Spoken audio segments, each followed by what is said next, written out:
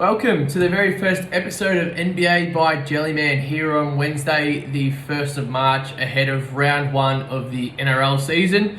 In today's episode and going forward, we'll be previewing game by game as well as reviewing game by game from the weekend just gone. Obviously, no review for last weekend or the weekend before. There were some preseason games which we'll touch on in the game by game preview. But ahead, we're going to sort of preview the season team by team. But in this episode, we're going to go through game by game. So, for example, the first game's Eels versus Storm. We'll go through the game preview, lineups, a few insights as well, betting stats, betting insights, betting analysis, how they potentially went in the trials, how they've gone head to head against each other, and then last but not least, how we think they're going to go against each other.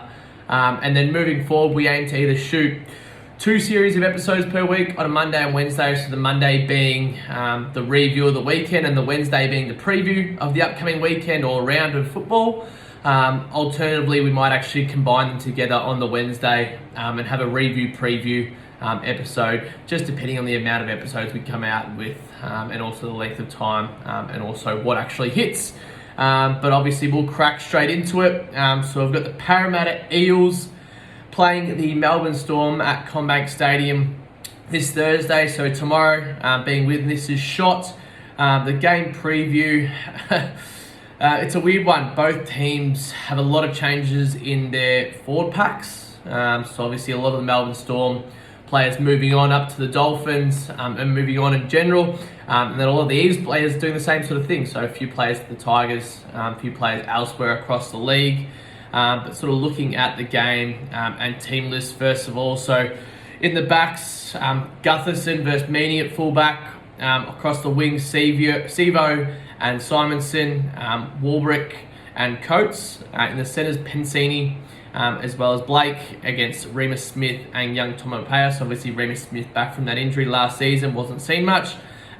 In the 5'8" and halfback position is Brown and Moses versus Munster and Hughes. Pretty good matchup there. Grant versus Hodgson through the hookers. And the forward, RCG versus Nuss. Paulo versus Welsh. Or Borlo versus Welsh. Cartwright, Dory and Hopgood. So obviously 3 different forwards for the Eels this season versus Leoro, Katoa, and obviously Josh King was there last season for the Storm. On the bench, got Mumsey, Murchie, Greg, and Makatoa. So Makatoa being the only, bench player who was there last season for the Eels. Greg did see a few games. And then for the Storm, Wishart, McDonald, Lewis, and Grant. So looking at both sides, we predict it's going to be a lot of running. What we mean by that is a pretty open, free-flowing game with newer forward packs, meaning they're still working on their defensive structures. And then with the 5'8" and hooker pairing, they expect a lot of open ball, a lot of running from the halves, and a lot of open field play. That's what we're predicting now, looking at last season, how they played against each other. The Eels actually have won their last 4 games against the Storm. Last season saw a 22-14 win in September, and then a 28-24 win in Melbourne for the Eels. And then last season, obviously, the Eels lost to the Panthers in the grand final. They beat the Cowboys, Raiders, and then lost to the Panthers. So out of their last 5 games, they've only lost to the Panthers twice and won all the other 3 games. For the Storm, they lost to the Raiders in the finals, and then the Eels and the Roosters in the lead-up, but then thumped the Broncos and actually beat the Panthers as well there. So looking into a few sort of insights, I guess. As mentioned, the Eels won the past 4 games. The Storm have not lost a round 1 game since 2001. Sevo has actually scored 36 tries in 37 games at CommBank. And the Storm have lost 3 of their last 4 games at CommBank Stadium. And the Eels have 4 changes to last year's grand final forward pack. Looking at last season, the Eels were 16-8 and 4th and obviously runner-up. Team stats, total points average was 45 points per game, points for 25 points, points against 20 points. And the Storm in 2022, 15-9 after a really good start to the season, finished 5th and obviously bowed out the first week of the finals. They averaged 44 points per game, but a lot of that was earlier on in the season. Points for is 27 points against 17. As mentioned, a lot of that was earlier on in the season there. So looking at the betting stats for this one, or betting numbers, I guess you could say. So the Eels aren't favoured at home, 215. The Storm 171.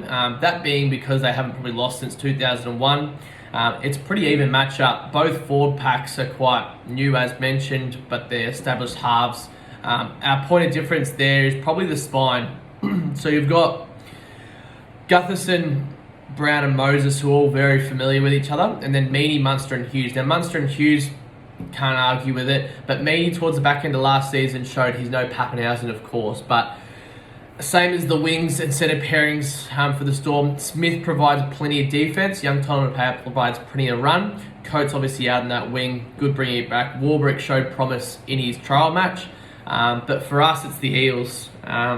We actually won't be putting anything on this game just because it's so 50-50 in nature. But if we were to have a dog in the fight, it would be the Eels at home. 215 is pretty good value there. Something we do like in this game is Sivo to score a try. And then also Coates to score a try as well. So potentially combining those two together and looking at that. Also, both teams potentially to score 20 plus points.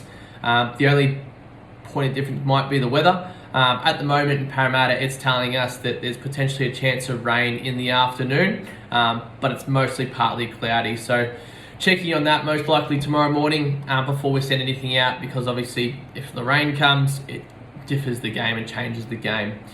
Last but not least, we'll quickly touch on how these teams went earlier on last season. So Melbourne obviously had a flying start to the year.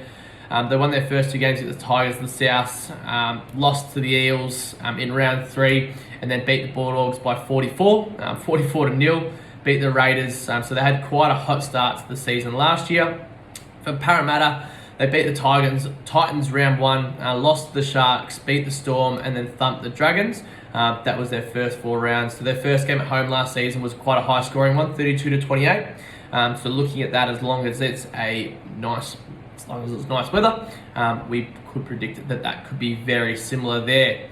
Our prediction for both teams this season, depending on how the Eels form in that forward pack, they'll be in the top 8, but they'll probably be that 4 to 8 range.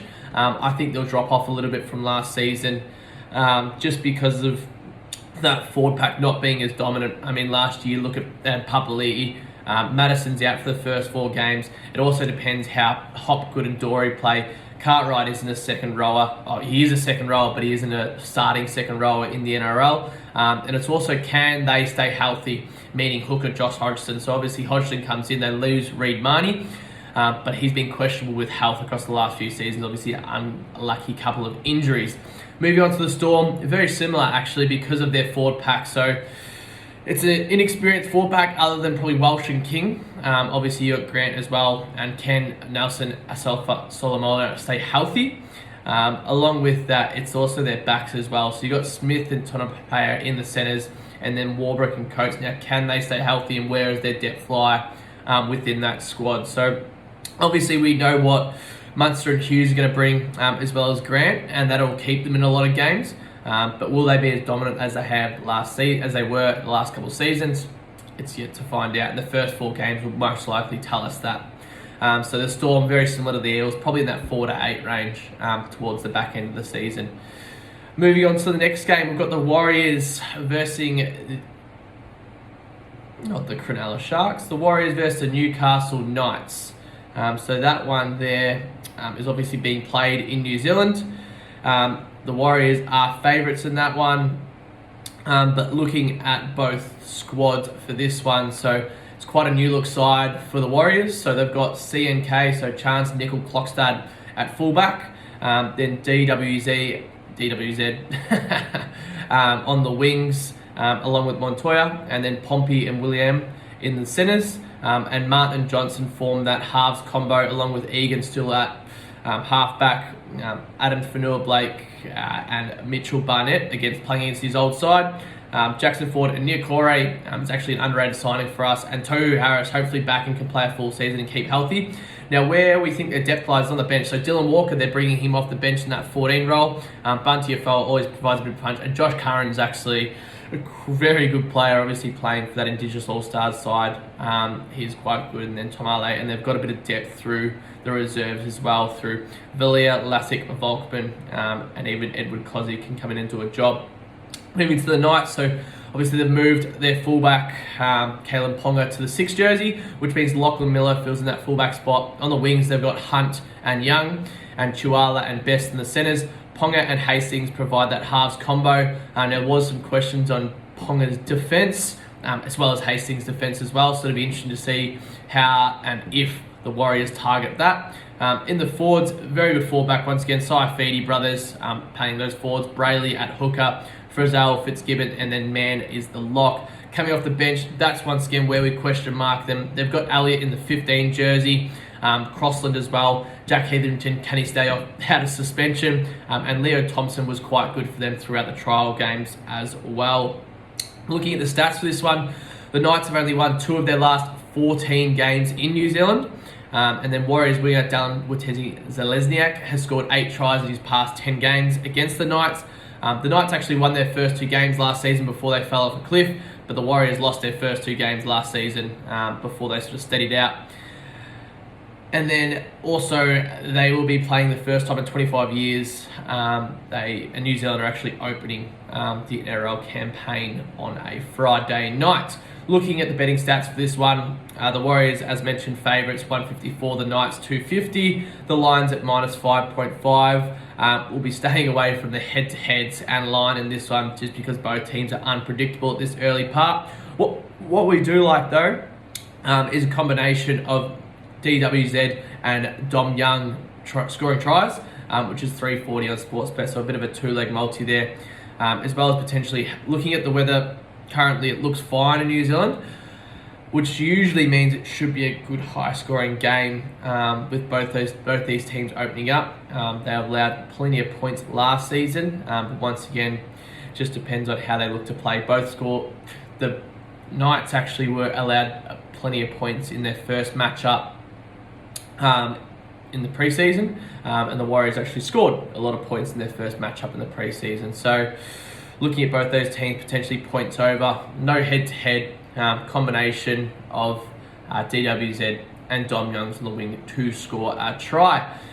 How we see each team going this season. The Warriors could surprise people as long as they win their games at home. So they're much like North Queensland Cowboys with when teams come over to them or come into their hometown, they need to win those games, and that could put them in finals contention. Now, when they come over to Australia, it's a lot more of a difficult task for them, but if teams are coming there and they beat the teams that are coming there, they'll also get they've got a fairly easy fixture because of where they finished on the ladder last year. But once again, just depends, can they beat the teams that come into New Zealand, and then can they win a few games in Australia? We've got them sitting from that sort of 10th to 16th mark. I don't think that either of these teams can contend. Newcastle, I think it's going to be a tough season for them, just depending on how that halves combo goes, as well as with Miller at fullback. But it really depends how everyone gels, and can they stay healthy, and do they have any depth if they can't stay healthy, which we don't think they do. So it might be a tough season ahead for both of these squads. But moving on to the next game, got the Penny Panthers versus the Broncos. So we see this one being a tight one potentially. The Broncos have actually come in from 450 last night to 346, and Walsh has been ruled out for the Broncos. Quickly touch on each of the team lists. So you've got Edwards at the back against Cobbo, Taruva and To'o on the wings, Dargo and Crichton in the centres, Oates and Arthurs on the wings for Brizzy, and then Staggs and Farnworth, so Farnworth back from injury, and Staggs hopefully healthy. Luai and Cleary in the halves against Mam and Reynolds, and then Kenny and Walters, both of teams' hookers. You've got Sonny Luke coming off the bench, and Corey Pakes coming off the bench into those 2 roles as well.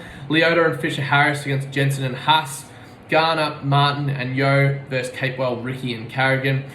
And then on the bench you've got, as I mentioned, Sonny Luke and Corey Pakes, Sorensen, Lenu and Salmon, Palacia, Flegler and Tapau. Now I look at both of those teams on paper, and the only point of difference is the way Penrith structure up and how their combinations work.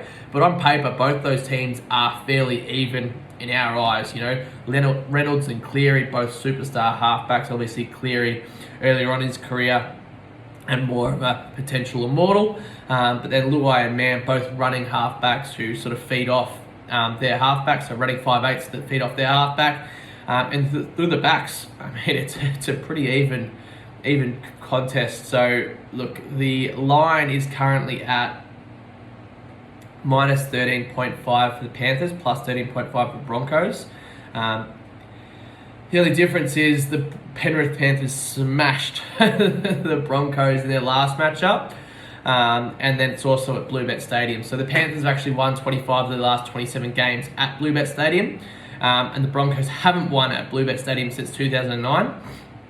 The Panthers will field 14 members of last year's grand final winning team, which is a pretty solid effort. Kevin Walters hasn't won against the Panthers, so he's 3 losses from 3 losses. So looking at those sort of stats, it obviously all those points to the Panthers. But in their last 2 matchups, or last 3 matchups, 2 of them have been within 12 points. So the Broncos line, or Panthers 1-12, looks alright for us. How the weather looks, so there's a few showers about, it says, on the Friday. Once again, we'll have to review Friday morning. What we like in this one is actually a combination of try scorers. So Toto obviously scoring a lot of tries in his last, in how many other games, and then also you've got who else was it? There was a combination of Oates and also Cobbo, but it's mainly this one we haven't looked too deep into the numbers as of yet. We're sort of 50-50. I mean, we like the Panthers head-to-head, but then potentially 1-12 as well. I'm looking at that one. How both teams will go this season, and the Penny Panthers will be 1-4 again. With their depth and list they've got, they'll be contending for a premiership once again. The Broncos, can they keep out of the media, and can they keep healthy? If so, they're within that 6-10 range for us. They should be able to play finals. Similar situation to the Cowboys and the Warriors. When teams come up to Brisbane, they need to make sure they're getting wins. They need to make sure they win at home at Suncorp with that fan base, in front of that fan base. We went to a few games last year being in Brisbane, and they need to make sure they win at home. It's as easy as that, because when they come down to Sydney, it's a lot tougher of matchups, travel, all that sort of thing. But with the squad they've got, and even the depth they've got, losing potentially a few players next year to the Dolphins, Flegler and Farnworth that is, this is their year to potentially jump into that top 8 and contend. And they would have towards the back end of last season if they didn't fall off a cliff like they did. Moving on to the next game, we've got the Manly Sea Eagles versus the Canterbury Bulldogs. So looking at both teams, obviously the Sea Eagles fell off a cliff last season after the Jersey saga. The Bulldogs have recruited well once again, Kikau and Marnie. Tom Travojevic actually comes back for the Sea Eagles. So looking at both teams' squads, we've got Turbo at the back against Hayes Piram, Tuipulotu and Garrick versus Karaz and Addo-Carr. In the centres, Parker and Kula versus Avarillo and Elotti. And then in the halves, Johns and Cherry Evans, Burton and Flanagan. For the forwards, Paseka, Jake E.T., King and Sutton. And then Croker versus Marnie in the hooker position. Olakwatu, Tuolagi and Kepi. Kick out for Taylor Mariner and Brown. And on the bench, KO Weeks, Ben Trbojevic, Bullymore and LAA. For the Bulldogs, Tanner, Waddell, Pele and Preston. So look at both those squads, and Manly is definitely the stronger team. And looking at their trial matches as well, in that last trial match, they looked to run, hitting holes, all that sort of stuff. Cooler has some absolute wheels. The big question we have for the Bulldogs is that centre combination of Avarillo and Amelotti. Can they defend? How do they defend? And then also at the back, Hayes Perham didn't show too much promise throughout the trial matches. But once again, they've got him there to start. Burton and Addo-Carr will obviously do what they need to do. How does the service look from Reid Marnie? So the Bulldogs will be one of those teams that for the first 1 to 6 games, they potentially might struggle until they get those combinations right. Once we see those combinations right, Addo-Carr, Burton, and Kikau, Marnie, all those guys working together, they may win a few games in a row. But to start the season, we see Manly being that stronger side, obviously refreshed with fresh coaching, potentially fresh insights. John's DC to start the season as well, until Schuster gets healthy again. Garrick back on the wing, and Turbo with those new running mechanics hopefully can dominate once again. Looking at some stats here, the Sea Eagles have won 7 of the last 8 games against the Bulldogs, but the Bulldogs actually won their last game against the Sea Eagles last season. The Sea Eagles haven't won a round 1 match since 2013. And then Tom Trbojevic has 7 tries in his past 3 games against the Bulldogs, so he's dominated against them. And then Garrick needs a few points to reach 800 points in the NRL. And Addo Carr has scored 16 tries in 23 games for the Bulldogs and actually scored 12 tries in 5 tests at the World Cup at the end of the season. So he's in try scoring form there for the Bulldogs and just in general. Having a look at the odds in this one, Manly Sea Eagles 155, the Liners at minus 4.5, the Bulldogs at 245. Obviously this one being at home at Brookvale. We're looking at a try scorer multi in this one, Turbo, Garrick and Addo Carr. That pays $5 on Sportsbet, but also we like Manly's line currently. There is a bit of rain about, but even then with the forward pack Manly have, as well as those backline combinations, as well as Turbo back at the back, the Bulldogs just may struggle. We saw them get thumped by Cronulla. We could see that happening if it is dry weather on Friday or Saturday during the day. How each team will go this season. So Manly, as long as they can keep out of the news and they can keep healthy, so with Turbo at the back, that is, Schuster coming back in, all those guys through the wings and back combinations as well as the forwards, if they can stay healthy, they should play top 8 football, and they should be in the top 8 towards the back end of the season. The Bulldogs, we see them being around that 8 to 12 range, so they won't play finals, but as we said, towards the back end of the season, when those combinations come together, and then looking forward to next season when they've got a few more players coming once again, Crichton and potentially another couple other good signings, that's when it may change for them towards that back end of the season, like we saw last year as well. Moving on to the next game now, we've got the Cowboys versus the Raiders up there at Queensland Country Bank Stadium. So the Cowboys 147, the Raiders 270. Looking at each team's lineups here. So we've got Drinkwater at the back. Sebastian Crispy named at fullback, obviously with Xavier Savage being injured in the trial games with that face fracture. Felton Tuolagi on the wings versus Kotrick and Rapana. Holmes and Hickel in the centres versus Tomoko and Smith-Shields. Dearden Townsend versus White and Fogarty. McLean and Cotter for the forwards. Robson and Levi against each other there. Saulo and Tarpany in the forwards for the Raiders. Hess, Nano and Tamalolo. Young, Whitehead and CHN. On the bench, Granville, Neem, Tanua Brown and Tamo. And then Starling, Mariota, Horsburgh and Gula. On paper, the matchup looks alright, but it's those combos for the Raiders which we see them struggling, and being up there in the weather.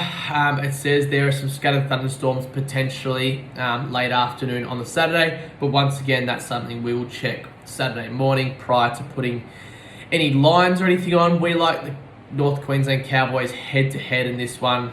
Earlier last season, the Raiders, they actually beat the Sharks in round 1, then lost to the Cowboys up in North Queensland 26-6.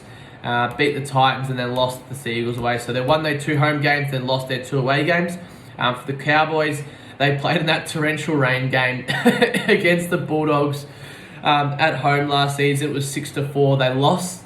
Then they beat the Raiders round 2, beat the Broncos, and then lost to the Roosters at home.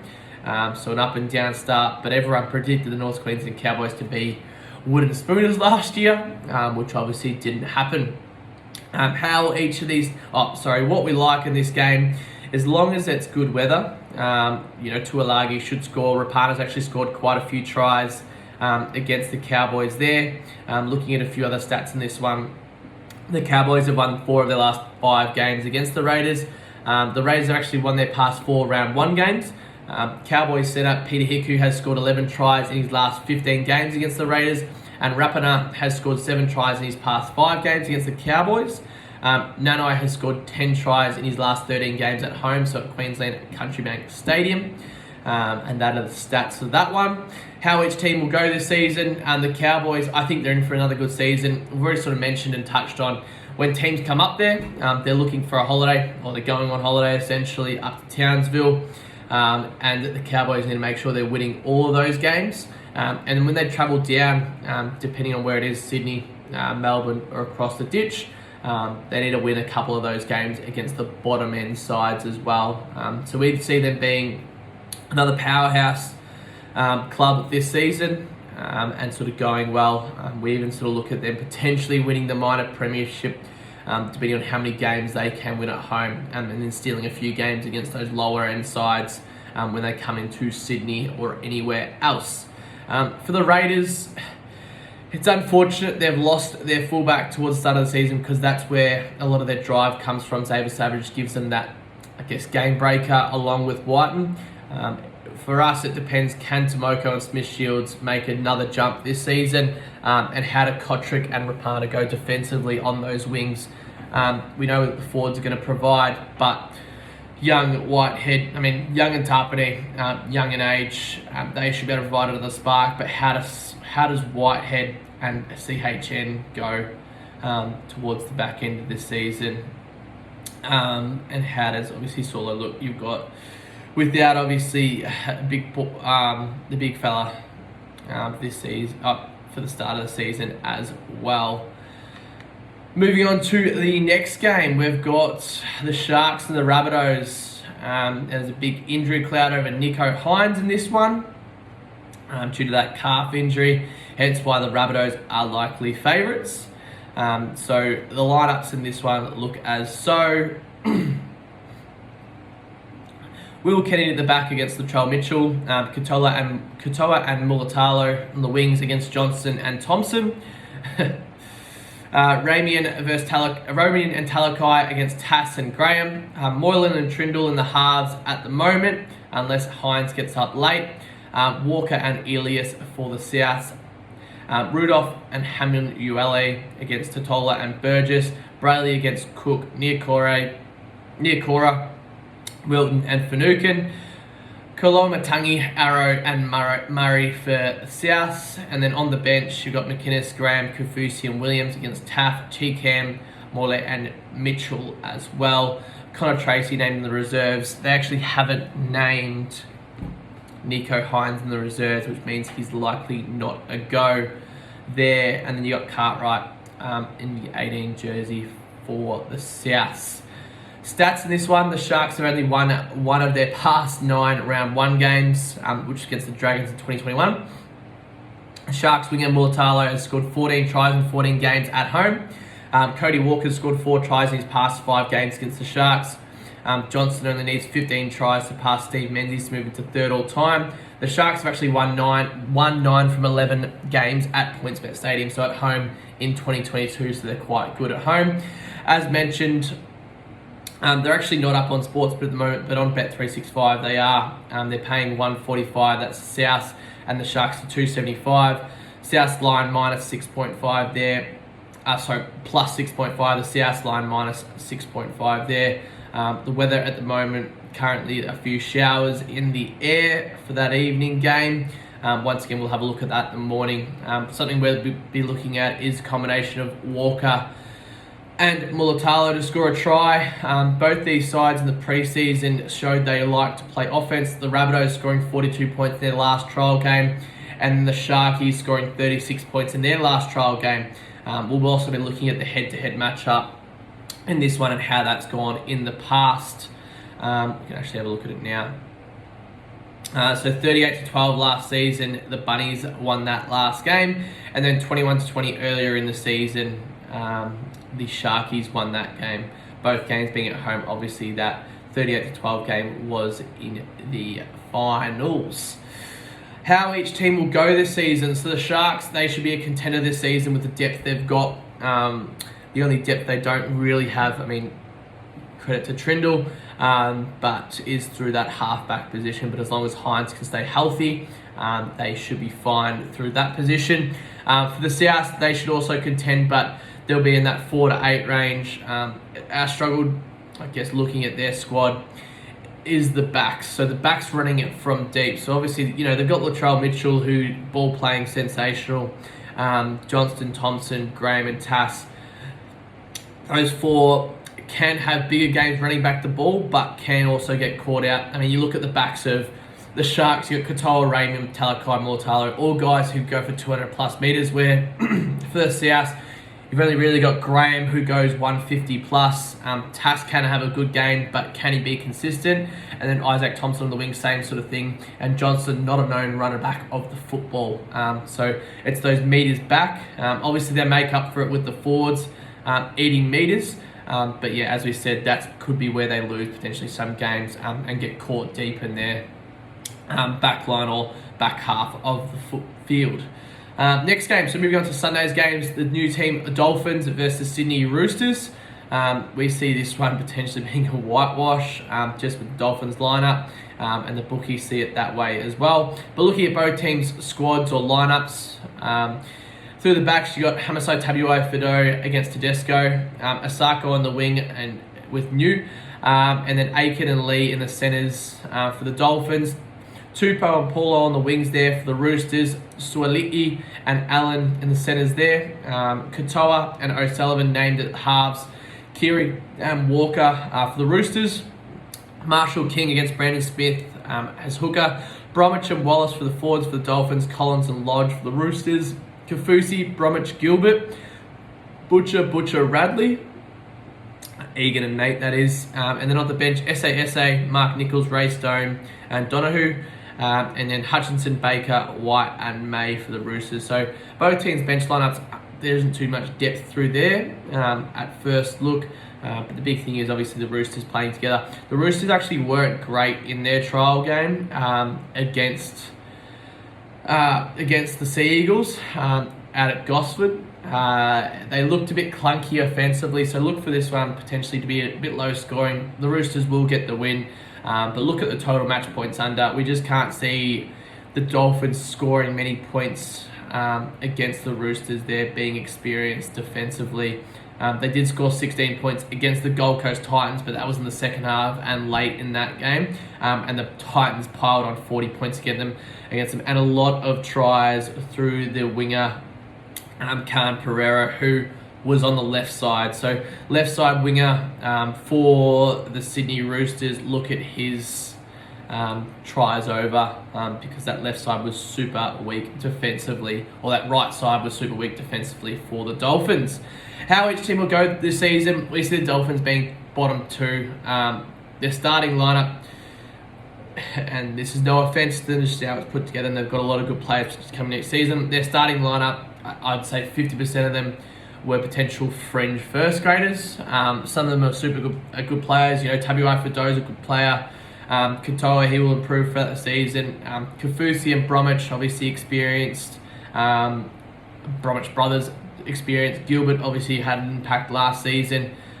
Ray Stone coming off injury. Mark Nichols coming off injury as well for the South. Jared Wallace was okay at the time. Marshall King, he was alright at the Bulldogs, but once again, a lot of potential fringe first graders or in the back half of those teams they did play for last season.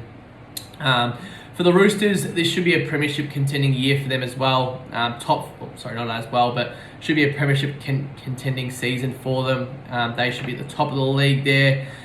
Looking at their squad and depth, I mean, they're still without a few players. They don't have JWH or Manu in this one. And then obviously looking at who plays that wing position for them moving forward. Is it Paulo? Allen's obviously in the centres. How does that all look? But once again, can they stay healthy? Brandon Smith, once he gets those combinations right with his teammates, they should be able to dominate through that middle third with who they potentially also have coming in. That is all for that game. Moving on to the last game of the round, and then also obviously the Dragons. The Dragons have the bye. Much like the Dolphins, we've seen them being in that bottom four run, potentially winning the spoon. Just depends how they will go against the good side, but against teams likening to them. Last but not least, the Tigers and the Titans. So we have the Titans winning this one at Brookvale. Once again, similar to, the Bulldogs for the Tigers, that is. Just those combinations they've got with new players coming in to the lineup, both the forwards and also obviously Coruscant being there. Looking at both teams' lineups, Laurie at the back against Brimson. For the wings, Nufaluma and Staines. Nufaluma back from his time at the Melbourne Storm, hopefully a bit refreshed. And then Staines in the wing there coming across from Penrith. In the centre, you've got Nathan Talau. For the Titans, Cam Pereira, who put on a offensive masterclass in those preseason games. And Jojo Fafita on the wing there. Two very, very quick guys. And Shoop and Sami in the centres there. Halves, Dewey and Brooks against Foran and Boyd. Obviously, Foran and Boyd will interested how their combos go. Foran put on a masterclass at Cam Pereira in a lot of those in that last preseason game. Dewey and Brooks keen to see how they get with a full season together. For the forwards, you've got Coruscant and Verrills as hooker and Uto Komanu and Clemmer. So the new combination there. Jolliffe and Fulsur Malawi. And then on the second row, you got Papali'i and Blore and Offa Hengawi as a lock. David Fafita, Fermor and Luai. On the bench, Simkin, Twal, Pole and Kapoa. Jaden Campbell in the 14 jersey, very interesting that. Aaron Clark, Fonawaka and Stimson. As we sort of mentioned, this one is out at Lightheart. Tim Sheen's actually reaches 250 games as coach of the club on Sunday, which is quite an interesting first round matchup, first round milestone. The Titans have actually won 8 of their last 10 games against the Tigers. The Titans actually haven't won a round 1 game since 2018. And then looking at, Neil Faluma to score tries, David Fafita to score a try, a few different matchups there. And the West Tigers actually only won 2 of their last 7 games at Lightheart Oval at home. So hopefully they're looking for a better record this season at home. Looking at the betting stats for this one, Tigers are favourite 171. The Titans are 215. As we said, we like the Titans in this one. Potentially Cam Pereira, Jojo Fafita on the wing there to score tries, as well as AJ Brimson. We're looking at quite an open, free-flowing game in this matchup. The total points are actually listed at 47.5, so the bookies think the same as well. How we think each team will go this season. So the West Tigers, I think they'll be from that 10 to 16 range as well. The Titans potentially could play finals if they have sorted out their defense. We know they can score points consistently, but have they sorted out their defense as of yet? So the Titans could have, a 6th to 12th season, depending on how their defense looks. We know they're going to score points throughout the season, and can they stay healthy, and can they sort out that spine? Do Brimson, Foran and Boyd all keep to that 1, 6 and 7, or does it chop and change throughout the season? That is all for this episode. We'll obviously cover off more in the coming episodes about each team once we can sort of analyse what the season looks like. Is defence going to play a factor this season? Is it going to be more open? What do the rule changes look like? How do they impact? How do teams' fitness look? How do the good teams look early in the season? Are they tapering off towards the back of the season when it matters? Everything like that we'll cover off. So that is episode 1 done and dusted. Feel free and don't forget to like, follow and subscribe on all platforms: Facebook, Instagram, YouTube, Spotify and Apple Podcasts. If you'd like to learn more about the weekly recommendations that we are sending out to members, feel free to DM us. But good luck for round 1. That is Jellyman out.